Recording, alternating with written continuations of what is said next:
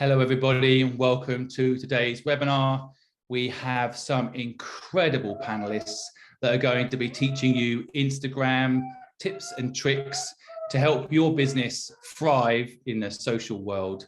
So we're going to run a format this evening where each of the panelists will share their knowledge as an opener, tell you a little bit about themselves, and then we have some questions that you have all kindly sent us in advance, and so we will answer those questions for you. And at the end of the introductions and the Q&A, you will be able to come and ask a question of the panelists direct. So I am your host. I am Simon Squibb. I am the founder of the Purposeful Project. I'm an entrepreneur who started my first business at 15 years old. I found it hard to learn business on my own, and that's one of my motivations today for starting the Purposeful Project, whose mission is to help 10 million people start and grow a business for free. We will never charge you for help. We're here to help you and make sure that you enjoy your business journey. And I want to thank the panelists in advance for giving up their valuable time to give us their knowledge, hard-earned knowledge that is valuable. And I want to thank them up front for giving the time to share their knowledge with you all this evening. I also want to take a moment to say thank you to Tide. They are our partner for this webinar this evening. They help us put it all together, and they are a big part of what makes, I think, the future of entrepreneurship very bright. They have an absolutely fantastic product that helps people open up a bank account, register your company, and we will put right now in the chat a opportunity for you to open up a bank account with Tide, which I've done myself recently. It's so easy. And when you do it, you get £50 just to help you on your way. And so I cannot recommend Tide enough. It's not just because they support this webinar that I talk about them. I would be talking about them even if they hadn't, because they're a great product who care about the people that are banking with them. So I want to thank Tide. Myself, we operate every single week at the Purposeful Project, webinars and events. We have a podcast series. We have all sorts of entrepreneurs, helping entrepreneurs networks, from Discord to of course, platforms like Instagram, where we aim to give you knowledge. So if you ever need any help beyond what we hopefully will teach you this evening, you can always reach out to us at purposeful-people.com. Again, we'll put the links down below. All of the panelists and their connected Instagrams and connected social networks, we will also put into the chat. So if you want to follow them, connect to them, and continue to learn from them, then please do follow the panelists. Now, we're going to go in no particular order around and talk to initially Drew, because I know Drew has a 4-month-old that she has to go look after. So that should be up first to share her knowledge first. So thank you for joining us, Drew. I know it must be quite hectic with a 4-month-old, so thank you for taking the time. Oh, not a problem. I'm so happy to be away for a wee while, just have some me time.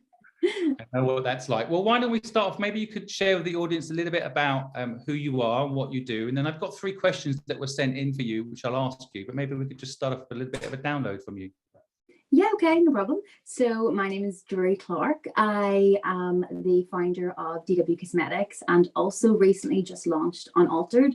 Basically, both of my businesses are about empowering women and making women and girls across the world feel confident in their bodies, because as somebody who has had a bad body image in the past, that is kind of what I want people not to have and not to feel like. So that is exactly what I'm aiming, especially after I had my little girl. I was kind of introduced to a whole new world, a whole new side of myself that I didn't even know existed. Any mums watching, I'm sure you'll understand what I mean. Your body changes, your mind changes. So my main focus of my business is just kind of making women feel heard and accepted, because so many times in womanhood, you are comparing yourself to other people. You're maybe compared to somebody else, and it's nice to just have a brand that you can trust that doesn't do that, and it's more about celebrating who you are and not trying to change yourself. So that's kind of what my businesses are based off and why I started them. That's amazing. And Drew, maybe we could start off by you just perhaps telling everybody listening how you managed to grow your profile from 0 to 15,000 followers, and what your best tips for a business trying to gain followers is. Yes, so I started off as a makeup artist about 7 years ago. My whole Instagram, Facebook, everything was just makeup. I done little tutorials. I taught myself how to do it. So other girls were kind of like, oh, I thought you had to go to like a school to do that. And personally, I was not very smart in school. I wasn't the brightest. And loads of people told me that makeup wasn't going to work. And I wanted to prove them wrong and prove to them that, makeup can really be an amazing career. And for me, that was kind of how I started off my Instagram.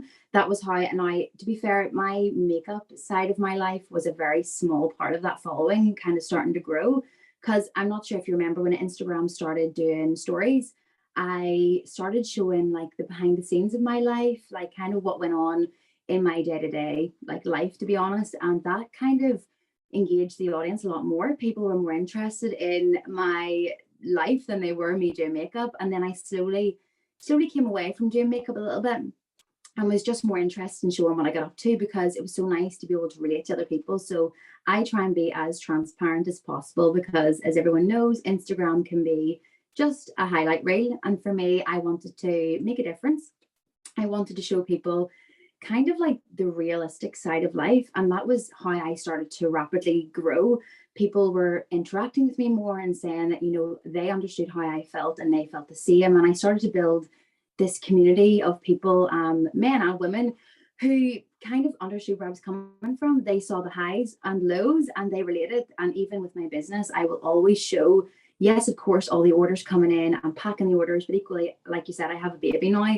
She is my whole entire life. So when I'm doing all that, I have to try and do it when she's sleeping or when she's sitting there calm, because she is only 4 months and it is very much unpredictable how she's going to be. So it was just kind of showing the real side of my life was how I grew my following, being really engaging, doing polls and stuff on my stories.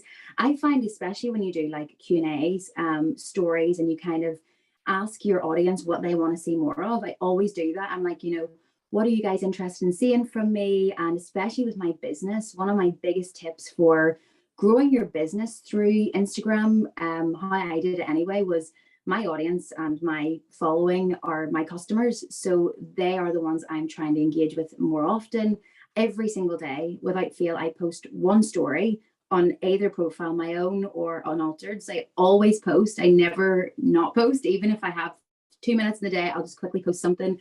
And I always post one grid feed post a day as well. And I just think it's so important that as long as you, as a business, or your branding is right and it's standing out, your audience have something that captures them. For example, mine is more about, self-love and self-worth. So with my leggings that I'm selling, I show all different body shapes, people with stoma bags, people with bloating, people who've just had babies, C-section mums, postpartum, everything. So that it's not just a leggings brand, it's so much more. It's a community of women who can kind of go, when you're seeing someone wearing the leggings, that they've saw the same things that you've saw. So you're all believing in the same ethos. And my bread and butter of my business is just empowering people. And I think when you have that in a business, if you're a business owner right now and you're kind of starting off, my main tip for you would be to find your like target audience and figure out what they want to see and what they want to hear from you and really listen to them. That's like my main thing, is just to listen to what your audience want, and that's how you grow. It sounds so obvious, doesn't it? Listen to your audience. Oh yeah. So when you say it, I've actually made a note myself. It's such a good point to remind ourselves that we're there to serve that audience and to listen to them. So it's a great point. Do you use one of the other questions that was sent in to us? I wanted to ask you: do you use a content calendar to organize your posts? What tools do you use? To be honest, I used to. A couple of years ago, I would have had all of these apps and things to kind of schedule how my posts went. And some days, if I was having a really bad day, that post just didn't suit how I felt. So I'd be like, right, no, scrap that. I'm only going to do what suits me and when I want to post. So this is my Bible, my diary. I will write down, what time I want to post at. So when Aria is sleeping, I will have all of this ready to go. So I'm not sitting there going, what needs posted? But no, I wouldn't really have a set schedule as such, especially with a baby. It's really hard to do that. I just try and work around myself and what suits me, and just kind of look at what times my audience is online at. So a lot of my insights will show me that they're on at like 6 and 7 o'clock at night. So I'll post then. And that's kind of just how I schedule my days. I don't have any apps or anything like that. It's good to know. I think we all think we need to find a tool to make it easier for us, but sometimes it sounds like it's just fitting in with your own lifestyle is the best way to do it. And the final question for you, what's the importance of collaborating with other brands and influencers on Instagram? Do you have a strategy around that? Yeah, so do you mean, like, for example, if I was to reach out to an influencer to work with my business? Exactly. Yes. Yeah. I think influencer marketing is so underestimated. Like, a lot of people pay thousands for Google ads and all of that stuff. And I've done that before myself. And it didn't really get me the audience that I was really trying to capture. So my focus now when I'm getting influencers on board would be, is their ethos the same as ours? Are they promoting the same message as me? Again, empowering women and making them feel really good about themselves. I will go out and try and find influencers from anywhere, any shape, any size, doesn't matter. I'm just wanting them to have the same values as me and my business, because if they have the same values as me, that will shine through when I send my leggings to them and they're wearing them and they're talking about them. It will engage their audience too, and that then will send them towards my business, and then they will engage with my audience, and then that kind of boosts your business. So influencer marketing is incredible, and it's so underestimated. Like, a lot of my business that I've recently got in the past month has literally been from micro influencers just posting and resharing my photos or my TikToks, you know, people just commenting underneath them and getting small creators involved and doing little photo shoots and little things to make people really excited. It's not so much about finding someone with 100,000 followers, because a lot of the time they're maybe promoting so many different brands at once that the audience isn't really captured. Whereas when you get somebody who's a little bit smaller, and they really, really appreciate what's being sent to them, they have so much value. And honestly, I just think influencer marketing is incredible for any business. Great tips and insights, Drew. Thank you so much. So anyone that wants to follow Drew or know more, we're going to put Drew's contacts again in the message. Thank you. Free to follow her. And Drew, we know you might have to pop off and look after your Form 1 fold, but we will be asking or answering questions live at the end of this first round of chats with the panelists. So do stick around until the end and you can ask Drew a question. She's able to pop back. So yes, Drew, thank you. No problem. Next up is Marvyn. Marvyn, how are you? Really good, thank you. Afternoon or morning, depending on which part of the world you're in. Yeah, definitely evening for me here in London. But Marvyn, maybe you could kick off by just telling us a little bit about you. And I just recently started following you and absolutely love what you're doing. But maybe you could share with the audience who you are and what you're about. Yeah, sure. My name is Marvyn Harrison. I'm the founder of Dope Black Dads. And then I've also founded other community groups under the name Dope Black. And Dope Black Dads was set up as an abyss for me to yell into, as male parenting eluded me for the first 2 years. And then very quickly it became a place where other men could come and change and have the conversation. And we then turned our WhatsApp group into a podcast. We've gone on since to win some awards, a Webby, Screen Nation, and a few other notable accolades around the podcast work that we've done. We've also did an editorial stint on the BBC Sounds and One Extra, talking about fatherhood. And then shortly afterwards, we moved everything over to Facebook groups, and we've since grown to 3,500 dads in our Facebook group. And we've grown our Instagram channel from 0 to 20,000 during that time. And we use our Instagram channel as a way of, I suppose we do have a framework of celebrate, educate, inspire, and heal. And so we want to celebrate fathers, we want to inspire fathers to do better, we want to educate them on some of the biggest issues around parenting. And then, and then we want to introduce them to self-healing and things like self-care and just things that they need to do to improve their own outcomes. And that's what we use our Instagram for. I definitely need to be a better father. I've got a 4-year-old and always feel guilty that I'm not doing enough. So I can really resonate. There's plenty on there for you, Simon. Yeah, I can really resonate with what you're talking about here. And I guess one of the questions that someone sent in for you was, how do you create an effective Instagram profile and choose what to post? It's an interesting one. So originally we were using it just to repurpose and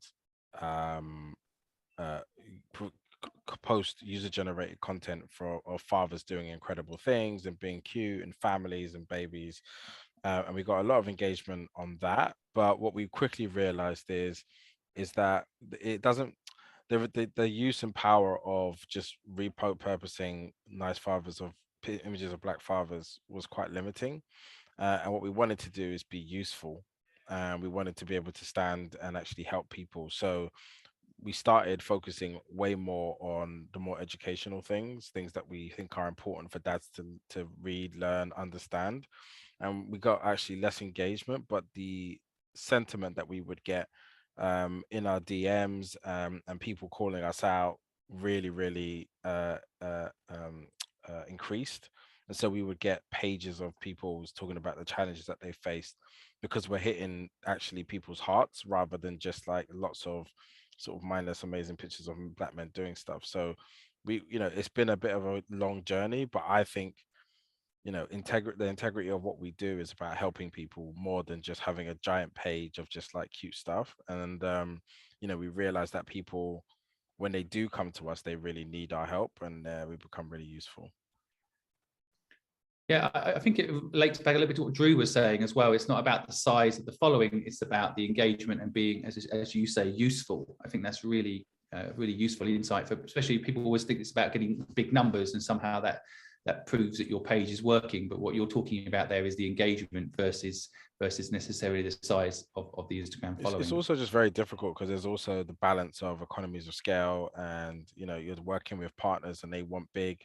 But I know that those 20,000 are really with us every step of the way. And so the impact we can have and the influence we can have is greater than if, there are other pages that have hundreds of thousands of followers and they're great. And I follow them too. But I don't know if they try to tell men to, look at a particular area. The other day we did a campaign on prostate cancer, how much people would listen to that. And I think that's the important work that we need to do. So we're slightly different. I don't see us as an Instagram channel. I see us as a social movement. So I think the way we use it is different. I love that.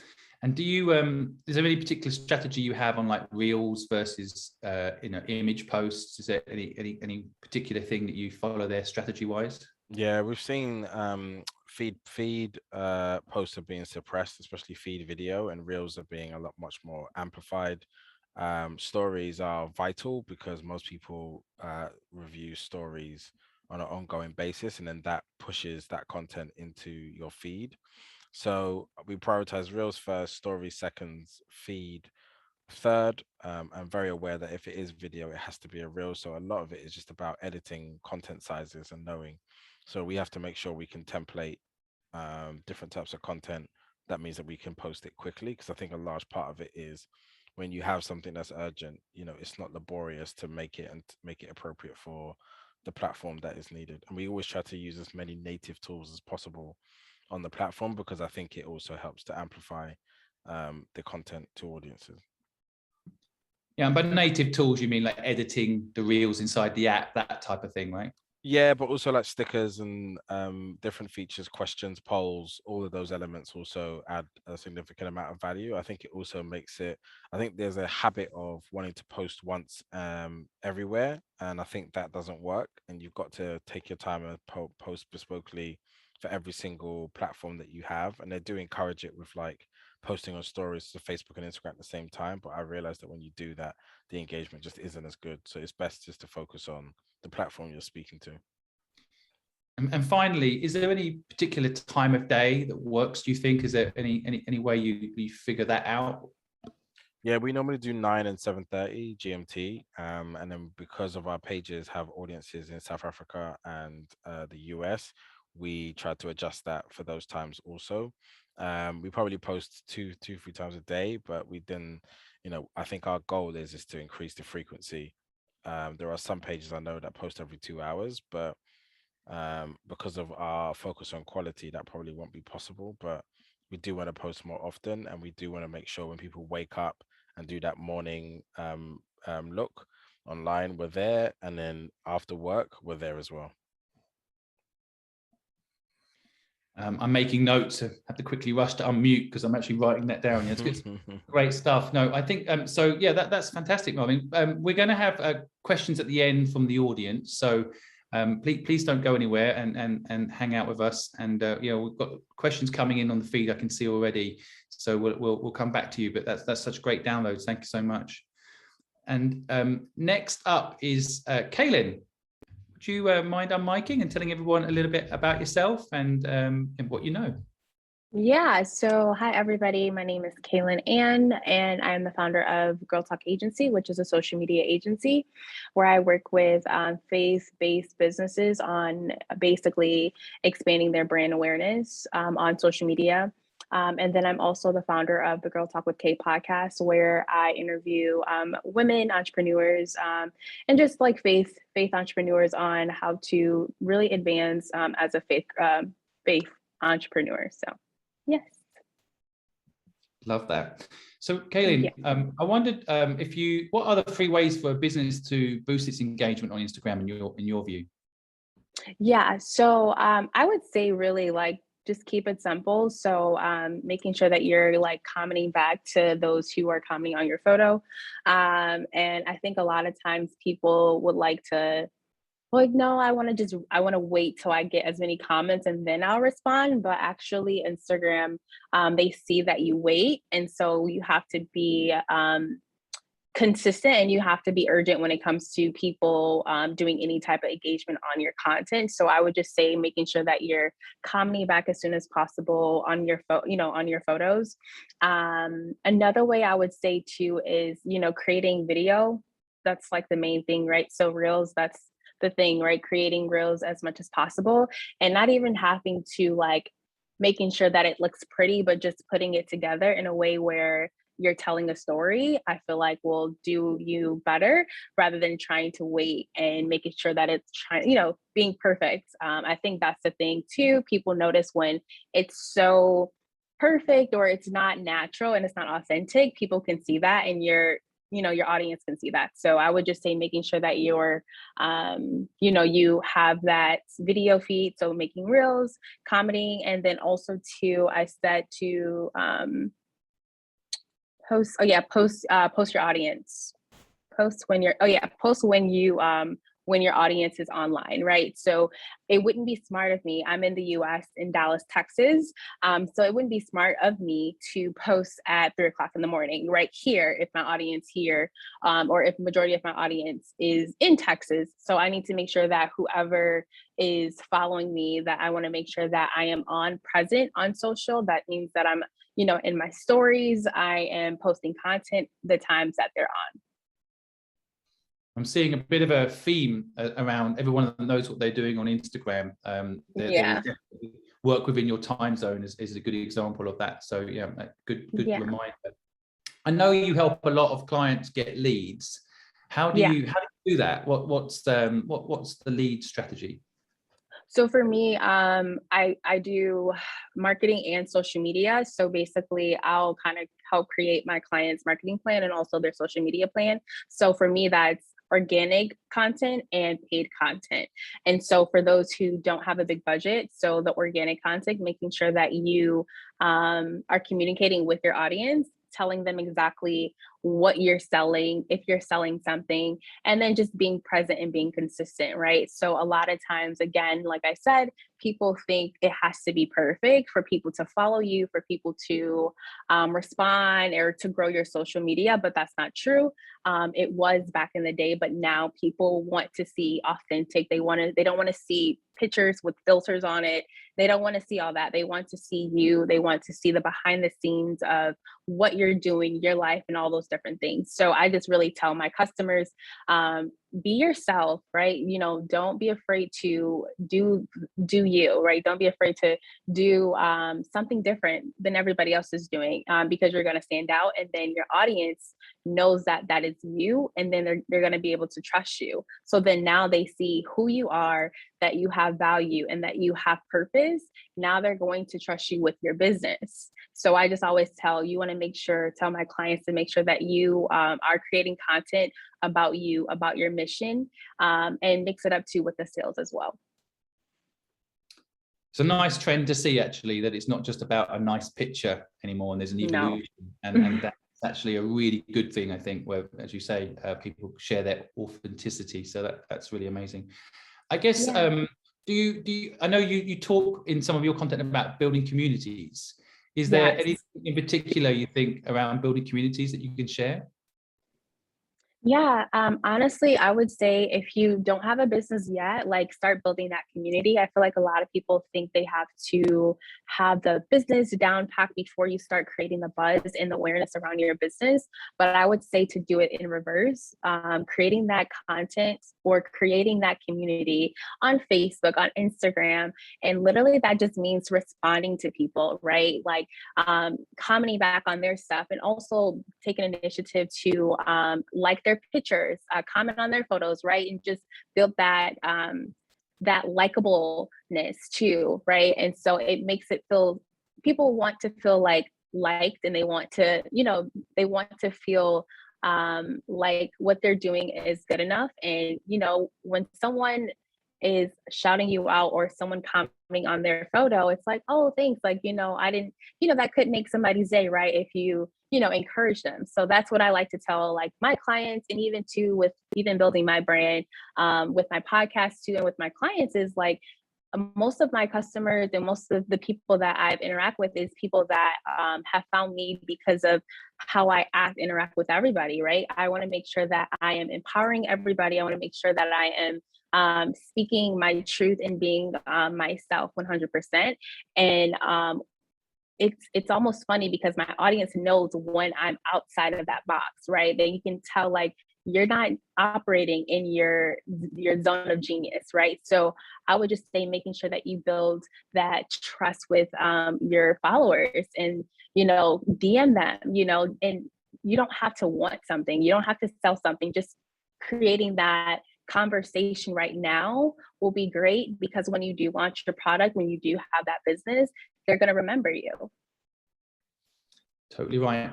I'm actually live on a few platforms right now. I think live's become such an important part of Instagram, actually all social media. So I'm live on TikTok, live on Instagram. You are getting a lot of hearts, by the way, right now. A lot of people appreciate you sharing your knowledge. And that's really awesome. So thank you for that. Again, anyone that wants to follow Kaylin, we'll put her handles in the chat. And I can see a few questions coming in. So we're going to get to your questions in just a moment once Paul's given his download. You can actually raise your hand. If you click the raise hand button, we'll even bring you on stage to ask your question if you feel confident to do so. And this recording of this download today will be online for later for people to learn from your question. So your question is important.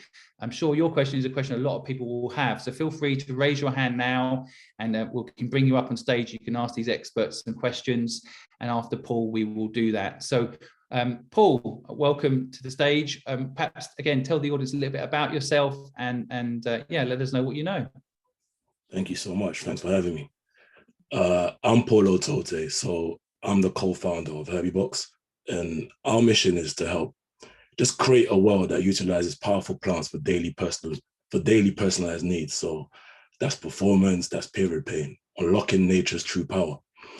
And I guess that journey has taken us to launching Selfridges. So we've been in Selfridges for like a year now, and it's a theme that I carry on in my own personal life. So I got a platform, there's around, I guess, 80,000 of us, where I share general tips and natural hacks on just boosting your wellness naturally. So yeah, that's a bit of my background.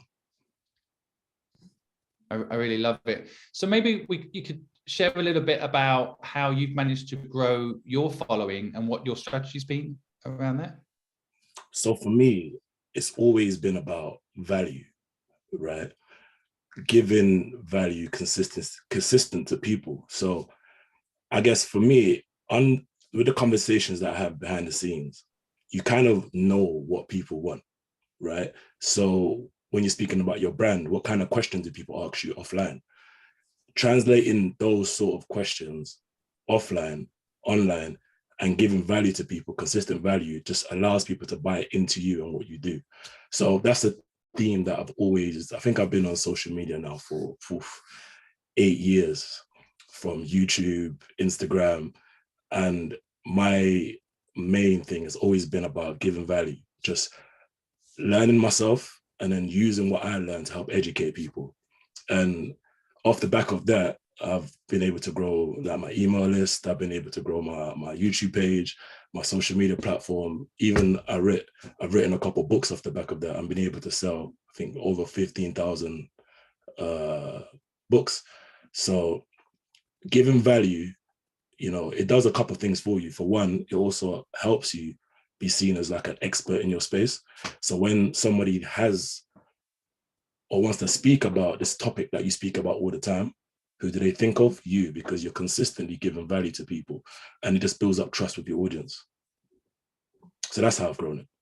Yeah, again, it sounds like common sense, but we do forget it sometimes when we're busy, I guess, almost selling what we're doing. We forget that actually we've got to bring value if we expect people to buy from us and engage with us. So it's such a good reminder. How do you come up with your content every day?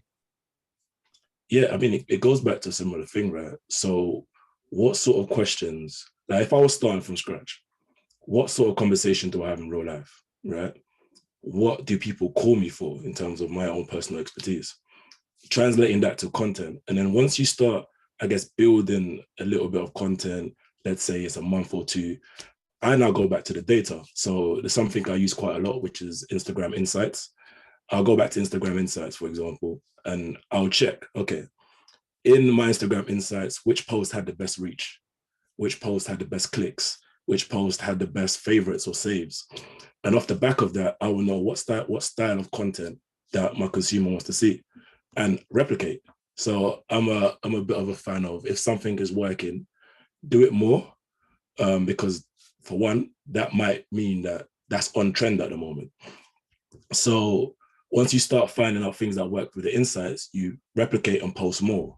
And then if you have like a second platform or like an email list you're building, you can put pixels and things on your website, like Google Analytics. So Google Analytics is something I use. And what Google Analytics allows you to do is see what your audience likes or other things that your audience likes, right? So you might find that I found that my audience likes beauty. They care about skin. I found that my audience likes like houseplants. They like luxury goods.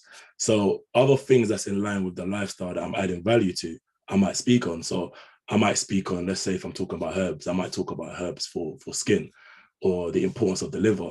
But the reason why I understood this content is based on other elements that I found my consumer to care for.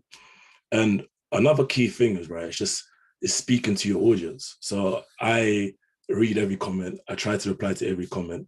And people also tell you what kind of content they want to see next. So they might comment a question to a post you made previously. Then you might follow up with your next post being about the comment that was given before. And that does two things. It shows your community that you listen. And two, it also allows everybody who saw that post who's interested in a follow-up to go and check out your next post too. I think that we have this habit sometimes of overcomplicating things. I'm a guy that I like to go to the fastest route possible in a simple way, because it's all about, I guess, utilizing time, right? And to utilize time, you have to understand what tools you can use, whether it's Instagram analytics, your Facebook analytics. Understand what your consumer wants by speaking to them, whether it's going on lives, whether it's doing stuff on your story, and people will reply. They will ask you questions, and that just enables me to, I guess, somewhat think out of the box with some of the content that I create. And especially when you've been in the space for so long, because I've been, in the health and wellness space for like 10 years, thinking of new creative content isn't easy, because health isn't that complicated. It's just, eat good, sleep well, and exercise, right? So thinking of new creative content, you have to be in tune with your audience to some extent. So being in tune and planning ahead, I think is a good way. And also testing. But I guess a last key thing that I try to do for my personal brand and Herby Box is understanding what key dates are happening throughout the year. Christmas, whether it's Boxing Day, Mother's Day, Father's Day. And you can also plan some content ahead of time for these things, right? So Valentine's is coming up. I might speak about, something Valentine's related. Okay, here's some tips to spice things up, for example, right? But it's that understanding of key dates can trigger stuff in your mind to help you plan content ahead of time. So hopefully that's helpful. Thanks for reminding us all that Valentine's is coming up. Yeah, good point. Yeah, no, I mean that's absolutely fantastic, Paul. We've got some questions coming in, so I think I'll open this up to the floor.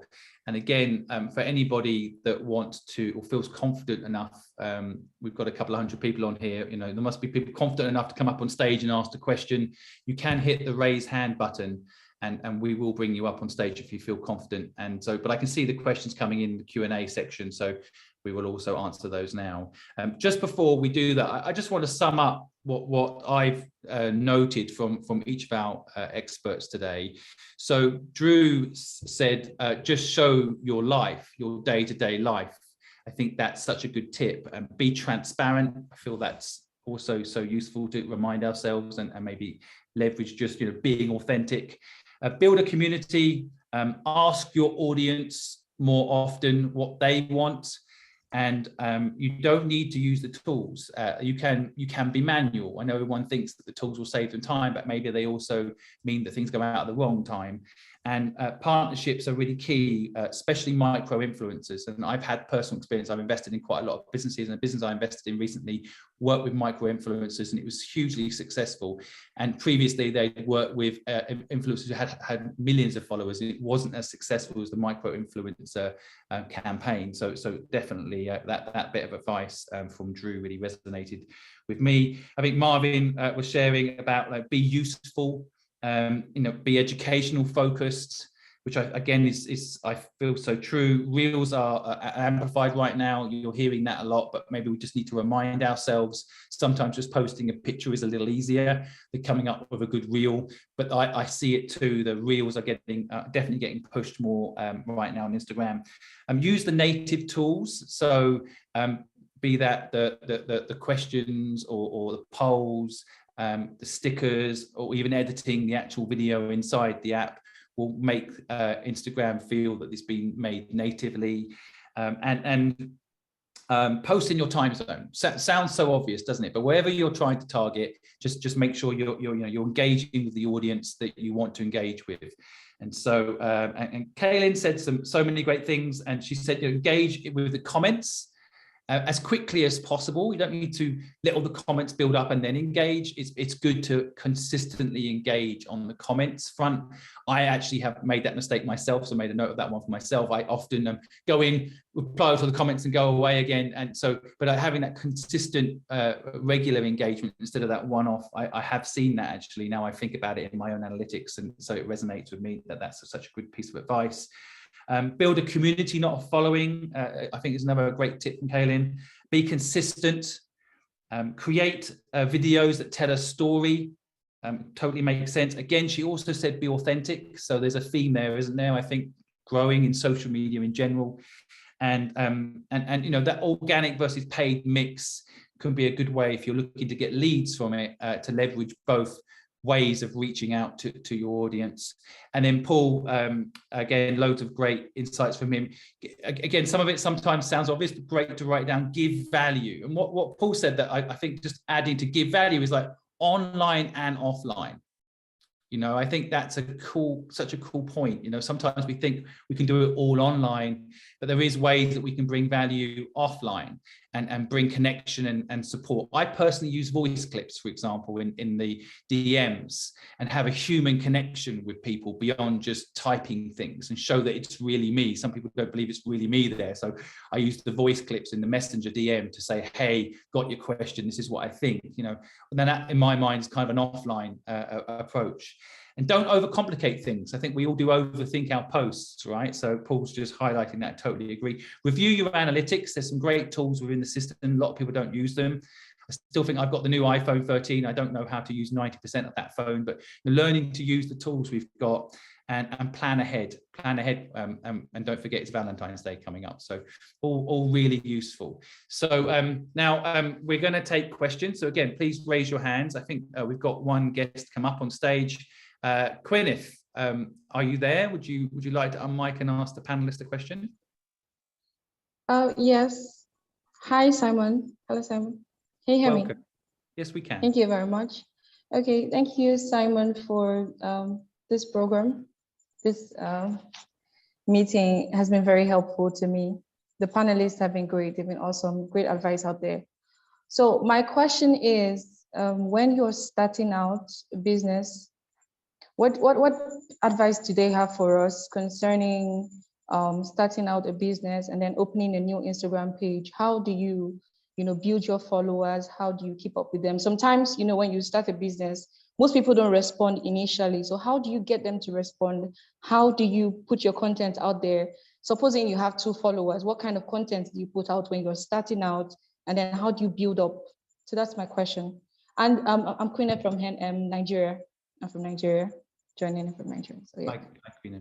Thank you very much. If anyone of the panelists wants to answer this, feel free to unmic. I'll just quickly say, if you've got 2 followers, research who they are and find out what they need. Okay. Sometimes, I wish to have 2 followers, but have 2 true fans can be a great way to start. But if any of the panelists want to unmic, Marvyn, I see you on mic. Do you want to add some value? Yeah, sure. Firstly, just shouts to Nigeria, just for being Nigeria. Thank you for being here. And I think what's for me when I look at these types of things is that I stick to my original vision for a fixed period of time, usually 60 or 90 days, because I think it's really difficult to start taking feedback too early. You can find yourself in a bit of a rabbit hole. And so I think get your idea and your vision out of you, get comfortable with what you believe the viewpoint is, and then start to look at the success of some of the posts. So when we start new communities, we just launched Dope Black Hair, and we've got 233 followers in 2 months, which is small, but we're not doing anything aggressive. We're just playing around with the tone of voice. And so it does take a little bit of time to figure out what it is. So just take that time and then research what the successes are and then make changes after that. Okay, thank you very much. I'll add. Go ahead, please. Yeah, go ahead. Yeah, can you hear me? Yes, we can. I've helped a few friends grow their pages. I'm not saying this will work for everybody, but this is what I've done or what I've told them to do, and I've been pretty hands-on. Essentially, so let's say the brand is about a specific thing, right? What are people asking questions in regards to that brand? So is it the ingredients that you're using? Let's say it's moringa from Nigeria.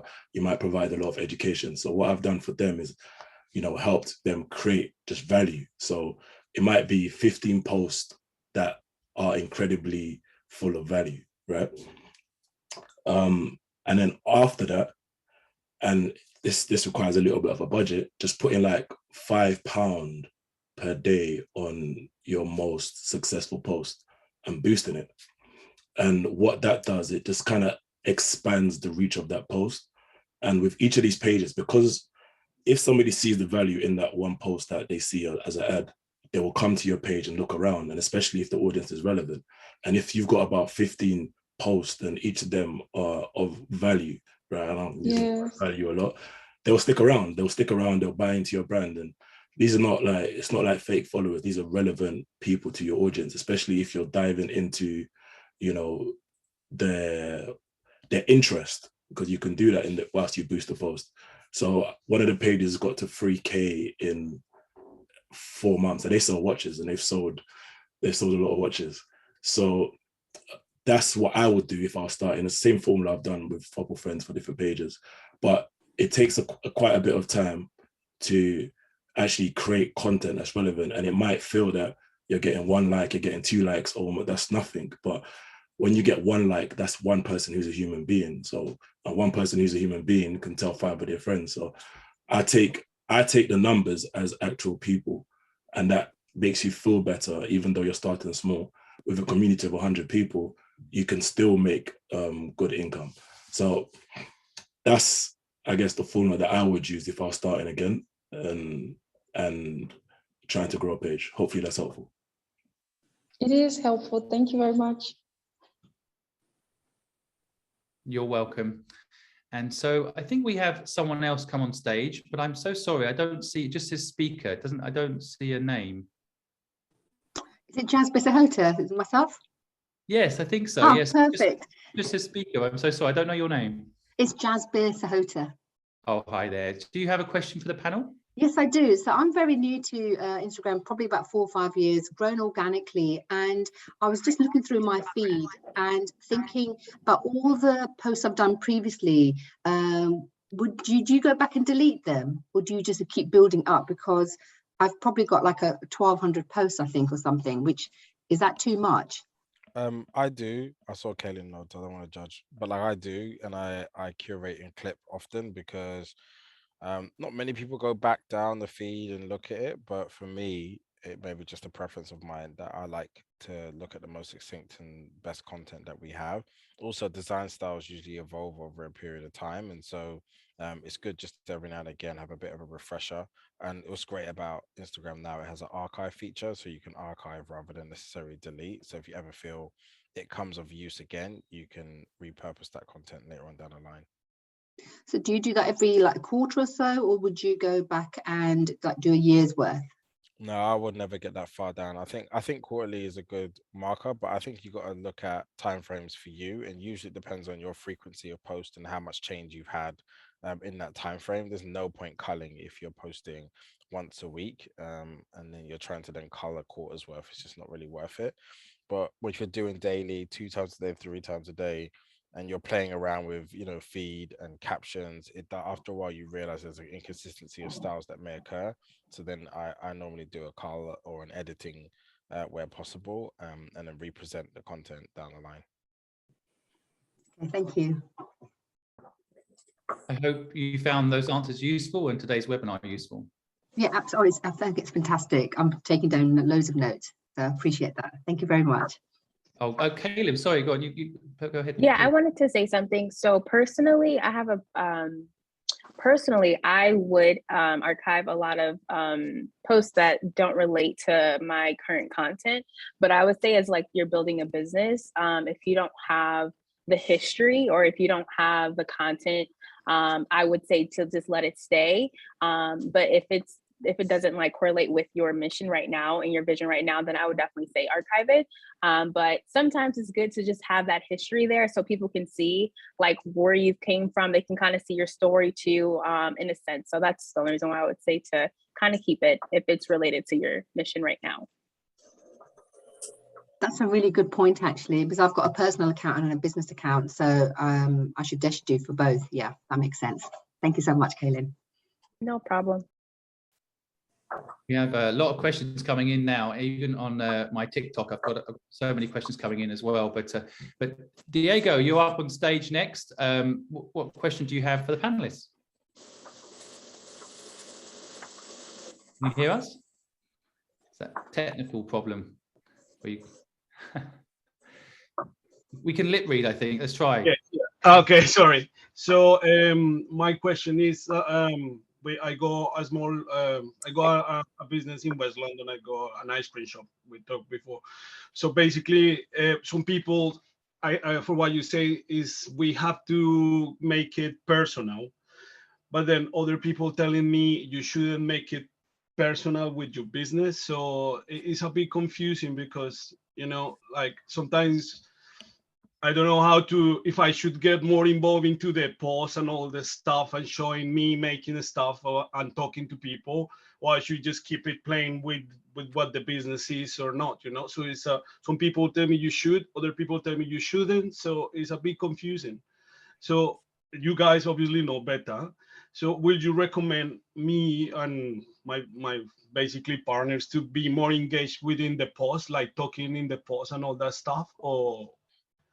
I would let the data decide, but I would say to you, like, personal content is usually better when there's a good story, and the quality is of a good quality. I think it could be great for you to explain, why you have an ice cream shop, and then, talk about the flavors that you have, why you've chosen them, your memories of ice creams, ice cream diaries, whatever the thing that you create could be a really nice way to present it. But I think you have to decide whether you feel you're able to get that message across, and it will be understood, and then the quality of what you're able to create. And if it isn't quite right, then just do the test and learn and see when you just post a picture of ice cream versus you explaining flavors and ice cream and techniques, what does better, and the people will tell you very quickly. Okay, Yeah, that's very interesting. Yeah. We all wish we had not only had an ice cream right now, but we always wish we had ice cream as a tool we could use in our social media posts. I mean, everybody loves ice cream. I would just add that, you know, sometimes I think business is very personal, despite what people say, don't take it personally. I don't agree at all. I think you've got to take it personally. And maybe it's a personal decision for you. If you like doing social media and you want to be a part of that post, then I say do it. I mean, there's plenty of people on platforms like TikTok that are just making ice cream all day and have millions of followers. So if you enjoy that, then do it, I say. I think I'm inspired a bit by Drew as well, what she was saying earlier. You just be authentic, be yourself, share your story. And if you're comfortable doing that, you'll enjoy the process. Right, Drew? Yes. So if you can hear me, can you? Yeah, we can. Yeah, you can. Welcome Yeah, back. yeah. Sorry, I came back. I fed her. She's sorted. Wonderful. Yeah. Thank you very much. I really appreciate it. No problem at all. Well, I think we all want to. Can you put your handle in the chat, by the way? Because I definitely want to follow someone's ice cream story. Because I'm not allowed to eat ice cream much these days. So just I look at pictures will be good enough. Please put your handle in the chat. Okay. Okay. Don't worry. I make low fat and no added sugar. I all specialized now. Yeah, don't ruin ice cream. Yeah. But wonderful. No, thanks. I hope those answers were useful to you. Yeah, thank you very much. Yeah, before we move on, has anyone else got anything they want to add to Diego's question? Just make sure I haven't. Okay, good. I think Marvyn is 100% correct in terms of just testing. And I think sometimes why we don't want to be out there is, you know, sometimes a bit of fear, you know, in terms of like what people are going to say about us. Do we ruin our brand's perception? But I think as a brand, it's good to test things and let your audience decide, because at the same time, people do buy into people. So putting yourself there and you're a handsome chap, you know, you got a good smile, try it out. And then if it works, it works. That's one of the things that really sometimes put you off, because sometimes you know, all social media and everything is about looks, and you see all this fake stuff happening and people going with this amazing everything. And, you know, when you go up there, you in a way you feel a bit down, because you're like, oh my God, no, like these other people, and these people are amazing, and they showing, you know, Ferraris and all that stuff. And you go there with a little ice cream and you're like, yeah, look, this is my ice cream. And sometimes what I find very difficult is to keep the things up, you know, like to try to keep the motivation to, okay, I'm gonna keep doing it, I'm gonna do this and stuff, because sometimes you get very good like people engaging and stuff, and some other times you just go down to the drain and you lose motivation as well, if you know what I mean. And it's the whole pressure of everything coming together, all the competition and everything you see daily, like, because you get bombarded with different kind of every single day. So it's insecurity.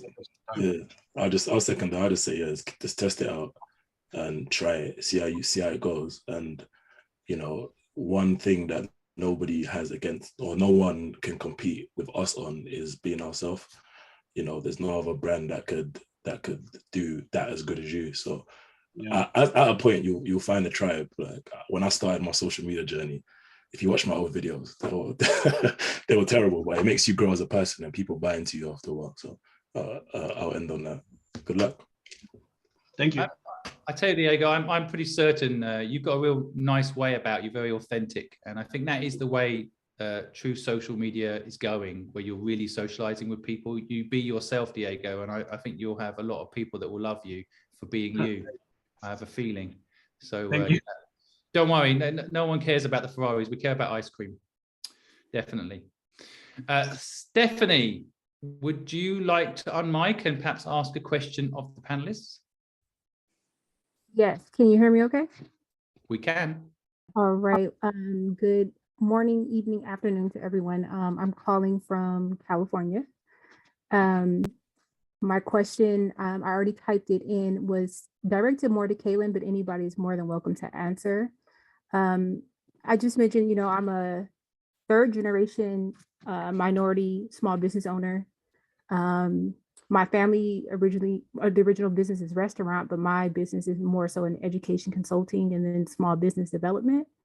I recently went through like my first phase of basically, I don't believe in failure. I don't believe in like mistakes. I just believe that, you know, I came to a realization that my foundation wasn't solid.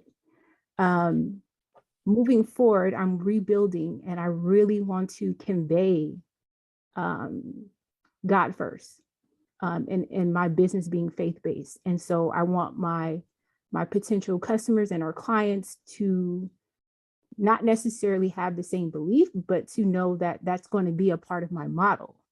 And I just wanted to get your advice on best practices or any, heads up that you can give.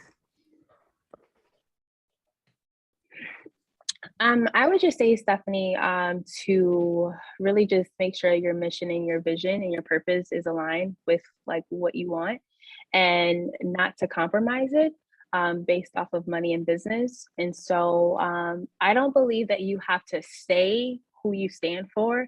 I believe in your customer service, your way of speaking to each other, the way you doing business, your excellence is going to show people who you're serving. And so just keep that in mind. So it doesn't have to be like everywhere. I would just make sure that you are representing and your employees are representing who you believe in. And so just with that being said, best practices for me is not to compromise who I believe in. And also too, if it doesn't feel right, I don't do business, even if it's a lot of money associated with. I feel like the biggest lesson that I've learned last year was to, making sure that I'm led by my purpose and my mission. And if that is off, then my business is going to be off. So yeah. And we can talk more offline too. You can reach out to me. We can definitely have a conversation. I'm here to help you with anything you need. Thank you. And I also just wanted to note that your Instagram is beautiful. I like the layout. It's very inspirational. It's bright. It brings light. So I think you are doing a great job, and I look forward to future interaction. What about mine? My bad. I didn't get yours. I'm on the way. No. I'm joking. It is true though. Kaylin's is beautiful. So good shout. Thank you. Stephanie, thank you for your question. And I feel like the Zoom system is mucking up a little bit with people's names. So I don't know if speaker is your name or that's someone new or someone from previous. So I'm not quite sure, but I don't want to miss anybody out. So if speaker, are you not called speaker? Are you really there, or is it a little glitch with Zoom? Perhaps a little glitch. Okay, so Puyan, would you like to unmic and ask the panel a question?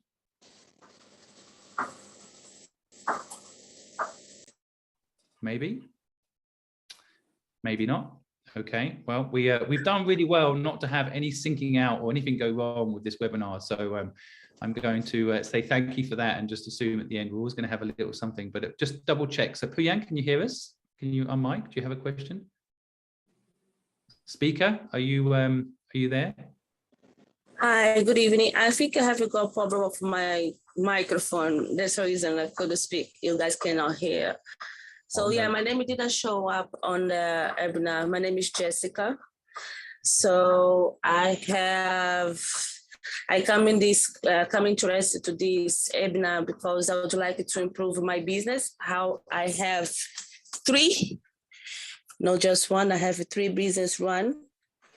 So one is a food, one is a cosmetic. The other one is provide service for other people who need. So then that's the reason I come. I'm just quiet here, observe all the experience that people have got here in the group. Wonderful. Do you have a question? No, at the moment I'm fine. I'm just listening and taking notes, basically. Fair enough. Okay, well, thank you very much. My pleasure. So everybody, I hope that you have enjoyed this evening, and we are now exactly 1 hour in. So feels like we covered everything. I personally learned, I've been doing Instagram for like 2 years non-stop, and I've learned so much tonight myself. So I want to thank the incredible panelists here for their knowledge and taking the time out to share that knowledge for free, being kind and doing that. And I also want to thank Tide, who I know are in the audience, for supporting this initiative at the Purposeful Project to bring knowledge to people for free. everybody deserves access to this sort of knowledge. And so it's very important to us that we do these activities and not do any upsell. We're just here to bring knowledge to people. And so I want to thank Ty for supporting that. I want to support the thank you to the panelists for supporting that. We have another webinar coming up, which we will be talking about TikTok. I have personally over 400,000 followers on TikTok, and we'll be sharing with another group of incredible experts knowledge on how TikTok works. And we also have a webinar coming up about LinkedIn, similar format. Some incredible people are going to share their knowledge about how they've managed to make LinkedIn work for them. So make sure you sign up.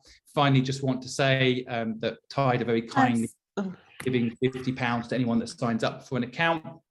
So do feel free to go and click the link if you haven't got a bank account with Tide to go claim your £50 and do that. And I can't recommend them enough as far as an ecosystem is concerned, helping entrepreneurs once you sign up. I think someone's trying to speak. Maybe there's one last question before we go. Is someone trying to speak? So I heard someone on mic. Yes, sorry. My internet was cutting in and out, but at one point you had tried to unmute me so I could ask my question. Of course, Sabrina, you can be our last question before we end for the evening. Go ahead. Okay, so for all of our panelists, you guys have created a brand identity and you've developed a community with your brand. If Instagram has decided to shut you down, like in my case, and you lose your username, you lose everything, how would you go about to actually develop a community again with a new identity, brand identity, because you don't have access to the old one? I would say, well, because Instagram has shut down before. So for me, I've always thought that it's, I don't own Instagram, but I want to own a platform. So that's why I have my podcast. I own that content, and then also my emails too. So I always try to direct people to, my email list, just so I can connect with them, and then their numbers as well. So I would say, you just have to kind of rebrand.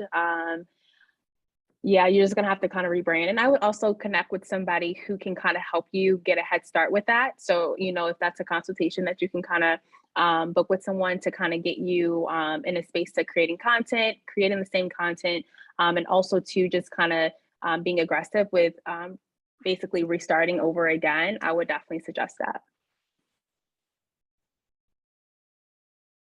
Yeah, I would second that advice. Good advice there, Kayla. Thank you. And everybody listening, if you probably picked up that every single one of these very busy experts will respond to your comments. So if you have questions, I can see a few questions dropping in right now in the Q&A on TikTok and Instagram. You can go follow these folks and you can ask them the questions in the comments. They will reply to you. Some will be quicker than others. But everybody will reply. So do go ask your questions in the comments. Do go follow all the panelists, and you will continue to learn today beyond the webinar. And so if you learned anything of value, I would really appreciate it if you went on Twitter and tweeted it and did @ Simon Squibb or any of the panelists. I personally will retweet any knowledge that you've learned. I want that knowledge you've learned tonight to go further than beyond just yourself. So feel free to go onto Twitter and share the knowledge, and at the Purposeful Project, myself or any of the panelists, and we will share your tweet and also hopefully amplify what you have learned and make sure what you have learned gets to other people too. So I love the butterfly effect concept. So perhaps together we've all learned stuff this evening, and if we share that knowledge, more people will have successful businesses that they enjoy. So again, thank you to the panelists. Thank you to Tide for supporting, and thanks to everybody that's attended. I'll see you all soon, and this will soon be up on YouTube and other channels, so you can listen to it later. So if you are listening to it later, thank you. You can ask questions in the comments below in the YouTube video, so feel free. Thank you, everybody.